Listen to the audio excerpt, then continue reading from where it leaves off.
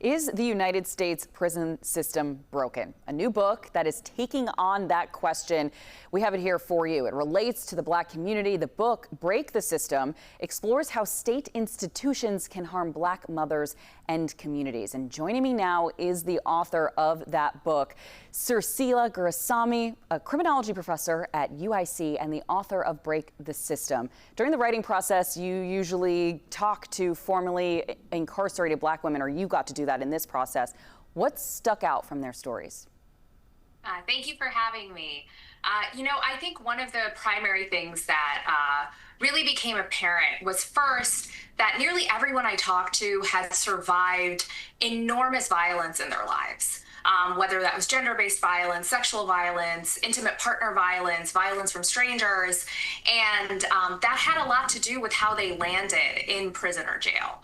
And so, one of the questions that I ask is, when this is so consistently the condition for Black women and Black mothers who are criminalized, and we have this evidence, and we've actually had this for a very long time, is that actually a signal that, the system is malfunctioning, or is that telling us that it's working exactly as it was meant to, and that is to bring violence into the lives of Black families, Black mothers, Black children?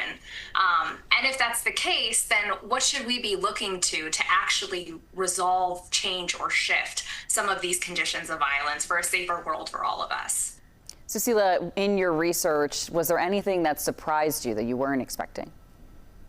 I think there were a number of things. A few things that stood out, I think, were, as I mentioned, just how many people, that it was a nearly universal experience, that people had survived this profound violence. I think some of the things that surprised me were how much people talked about the way prison harmed them, not just as mothers, but also as daughters, as sisters, as aunts, as grandparents. And how much of that whole kind of life cycle was really violated by the experience of being incarcerated, and that they really saw other options and ways to engage in care, to think about what would actually make their lives better and the lives of the people around them better as well.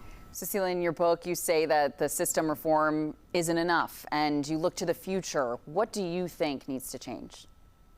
I think one of the fundamental things we need to change is thinking about what it takes to afford people who have been violated, not only individually as people who've been to prison and jail, what would it actually take to make their lives better, but also what would it take to create safer communities?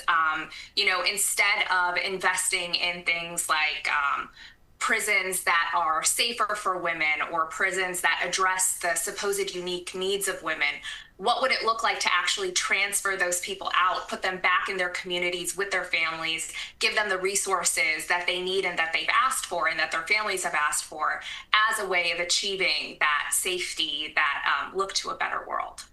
Susila Gurusami, thank you so much for joining us, the author of Break the System. Thank you.